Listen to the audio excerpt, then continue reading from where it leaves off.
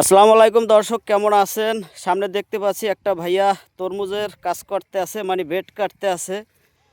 তো এখন তার সাথে কথা বলবো, আসলে সে মূলত কি করতে আছে। তো ভাইয়া, কি অবস্থা, কেমন আছেন? আলহামদুলিল্লাহ ভালো আছি। ভালো আছেন? ভালো আছি আলহামদুলিল্লাহ। আপনি কি এবছর তরমুজ নতুন দেননি? না, আমি নতুন দিই না। গেল বছর তো আপনারা কোথাও দেখলাম না। আমি দিছি ওই জায়গায় ঘেরে, কিন্তু সে জায়গায় আপনার যাওয়া হয় নাই। ও, যে জায়গায় আপনি দিয়েছিলেন ও জায়গায় আর কি আমি যাই নাই। না, বুঝছি, এ জায়গা এবছর আর কি এই জায়গায় দিতে আছেন, এই জন্য আর কি চোখে পড়ে গেলেন। যাই হোক, এখন এবছর কতটুকু জায়গায় দিতে আছেন? 2 কিমি জায়গায় দিতেছি আমি। 2 কেনি জায়গায়, মাশাআল্লাহ। এটা কোনো ভাগ টাকা আছে না আপনি নিজেই? আমি নিজেই। সবাই দোয়া করবেন আমার জন্য। জি আলহামদুলিল্লাহ, দোয়া তো থাকবেই। থাকবেই। দোয়া তো থাকবেই, কারণ হয়েছে দোয়া না করলে তো হবে না। দোয়া করতে হইবে, সবার করবে। এবং গাইস, আপনারা যারা এই ভিডিও দেখতে পাচ্ছেন, আসলে ভাইয়ার বয়স বেশিও একটা না, বয়স খুবই কম, কিন্তু সে অনেক রিস্ক নিয়ে তরমুজ দিতে আছে, 2 কেনি জায়গায় দিতে আছে। কারণ আপনারা জানেন যে তরমুজের জায়গায় যদি কোনোভাবে আবহাওয়াজনিত কারণে যদি ধরা খায়, তাইলে মনে করেন লাখ লাখ টাকা তাদের লস হয়ে যায় এবং কোনোভাবেই লাভবান হইতে পারে না। তো এই জন্য আমরা তাদের জন্য, তরমুজ চাষিদের জন্য দোয়া করব। তো ভাইয়ের জন্য আলাদা একটু সবাই দোয়া করবেন, ঠিক আছে?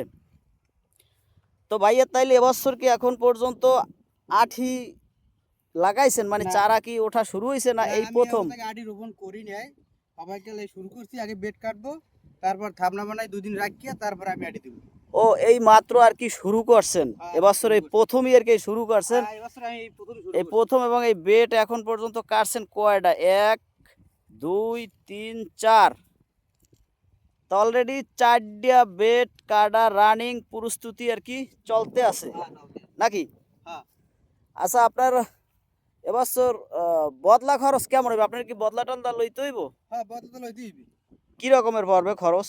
বদলা খরচ যদি এক একজনের পিছনে কত টাকা খরচ হবে? এক একজনের পিছনে প্রায় 1000 টাকা খরচ হবে। 1000 টাকা খরচ হইবে হ্যাঁ, একবারে। তরমুজ তো আপনার 3 মাস, হ্যাঁ, 3 মাসের মধ্যে টোটাল এ টু জেড ফল আইসে যাইবে, বেচা বিক্রি কমপ্লিট। হ্যাঁ। এটা কি সব সময় রাখা লাগবে না মাঝে মধ্যে বদলা লইতে হইবে? ওই তো আপনার এখন বেড কাটতে আসি, এখন লাগবে।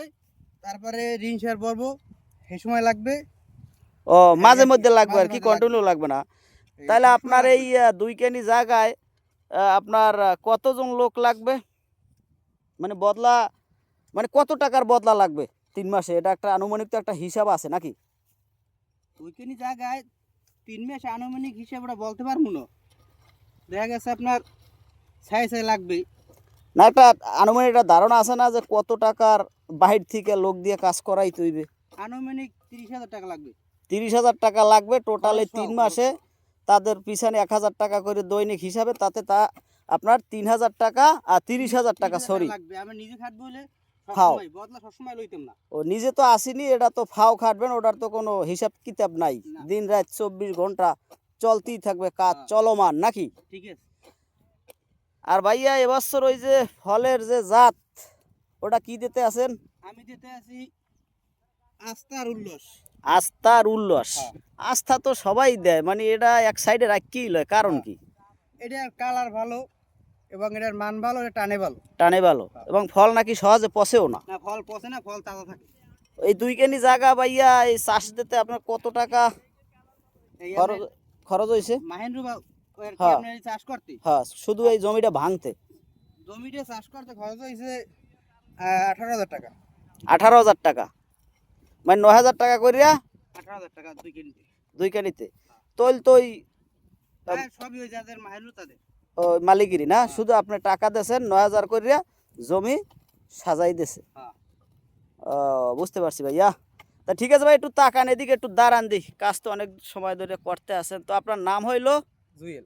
জুয়েল, আর এই ঠিকানাটা একটু বলেন। ঠিকানাটা শুনবুনিয়া। সোনবুনিয়া, বরগুনা জেলা, বরগুনা থানা। কারণ এই ভিডিওগুলো তো অনেক পাইকাররা দেখবে, লোকেশনগুলো যদি পরবর্তীতে খুঁজে না পায় যে আসলে কোন অঞ্চলে প্রচুর পরিমাণে তরমুজ দিতে আছে, এটা তো আমাকে তাদেরকে এগুলাই অবশ্যই এগুলাই কোনো জানাই জায়গা দিতে ফাঁক হইবে। থাকবে না। হ্যাঁ, আমাকে এগুলাই কোনো জায়গায় জায়গা ফাঁক থাকবে না, সবই তরমুজ। সবই তরমুজ, কোনো ফাঁকা থাকবে না। না। যাক আলহামদুলিল্লাহ, দোয়া করি ভালো একটা ফল আপনারা পান এবং ভালো দামে বিক্রি করেন, ভালো লাভবান হন। তা ঠিক আছে ভাইয়া, আল্লাহ হাফেজ, তাইলে ভালো থাকেন, হ্যাঁ, আচ্ছা, ঠিক আছে। ধন্যবাদ।